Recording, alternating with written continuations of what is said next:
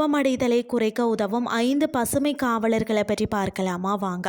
பசுமை சுற்றுச்சூழலை மேம்படுத்தவும் புவி வெப்பமடைவதை குறைக்கவும் உதவக்கூடிய மரங்களை தேர்ந்தெடுக்கும் போது அவை அதிக ஆக்சிஜனை வெளியிடுபவையாகவும் நிலத்தடி நீரை பாதுகாப்பவையாகவும் இருக்க வேண்டும். நமது சுற்றுச்சூழலுக்கு உகந்த 5 மிக சிறந்த மர வகைகளை பார்க்கலாமா வாங்க. ஃபர்ஸ்ட் பார்த்தீங்கன்னா ஆலமரம் சுற்றுச்சூழலின் பாதுகாவலன் என்று அழைக்கப்படுகிறது. இது மற்ற மரங்களை விட அதிகப்படியான ஆக்சிஜனை பகல் நேரங்களை வெளியிடுகிறது. இதன் பிரம்மாண்டமான விழுதுகள் தான் மண்ணரிப்பை தடுத்து நிலத்தடி நீரை சேமிக்க உதவுகிறதா. பயன் பார்த்தீங்கன்னு சொன்னால் ஏராளமான பறவைகள் மற்றது உயிரினங்களுக்கு இது ஒரு புகலிடமாக அமைக்கிறது. இதனால் பல்லுயிர் பெருக்கம் காக்கப்படுகிறது.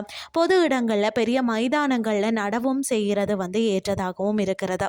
அடுத்தது வேப்பமரம் ஒரு இயற்கை காற்றழுத்த கருவியாக செயல்படுகிறது.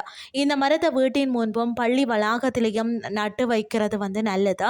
மற்றது காற்றில் உள்ள கார்பன் டை ஆக்சைடை உறிஞ்சி நச்சு வாயுக்களை சுத்திகரிப்பதில் இது முதன்மையானது.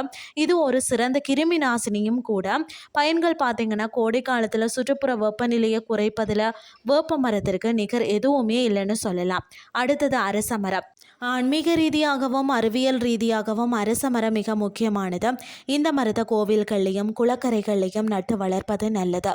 சிறப்பு பார்த்தீங்கன்னா 24 மணி நேரமும் ஆக்சிஜனை வெளியிடுவதும் அந்த திறன் கொண்ட சில மரங்களில் இதுவும் ஒன்றும். இது காற்றை சுத்திகரிப்பதில் பெரும் பங்கு வகிக்கிறதாம். பயன்கள் பார்த்தீங்கன்னா இதன் இலைகளில் அசைவு மன அமைதியை தருவதோடு ஆஸ்துமா போன்ற சுவாச பிரச்சனைகளை நீக்க உதவுகிறதா. அடுத்தது புளிய மரம். சாலை ஓரங்களில் நடுவதற்கு மிகவும் ஏற்ற மரம்னு சொன்னால் அது இதுதான். வாகனங்கள் வெளியிடும் அந்த கரியமில வாயுவை உறிஞ்சக்கூடிய திறன் இதற்கு அதிகம். இது வறட்சியை தாங்கி வளரக்கூடியது. பயன்கள் பார்த்தீங்கன்னா நீண்ட காலம் வாழக்கூடிய இந்த மரம் தான் அடர்ந்த நிழலை தருவதோடு நிலத்தடி நீர்மட்டம் குறையாமல் பாதுகாக்கிறது. அடுத்தது முருங்கை மரம். இது ஒரு அதிசய மரம்னே சொல்லலாம். அதாவது மிக குறைந்த தண்ணீரில் வேகமாக வளரக்கூடியது. இது மண்ணில் உள்ள சத்துக்களை சீராக்கி நிலத்தை வளப்படுத்தும். பயன் பார்த்தீங்கன்னா முருங்கை இலையில உள்ள இரும்பு சத்து மற்றது கால்சியம் மனித ஆரோக்கியத்திற்கு அத்தியாவசியமானது. இன்றைய வீட்டு தோட்டத்தில் ஒரு முருங்கை மரத்தை நட்டு வைக்கிறது நல்லது. மரம் நடும்போது அந்தந்த மண்ணிற்கு ஏற்ற அதாவது நாட்டு மரங்களை தேர்ந்தெடுப்பது அவசியம். அதாவது இது பார்த்தீங்கன்னு சொன்னால் ஒரு பராமரிப்பை எளிதாக்குவதோடு இயற்கையோடு ஒன்றி வாழவும் உதவும்.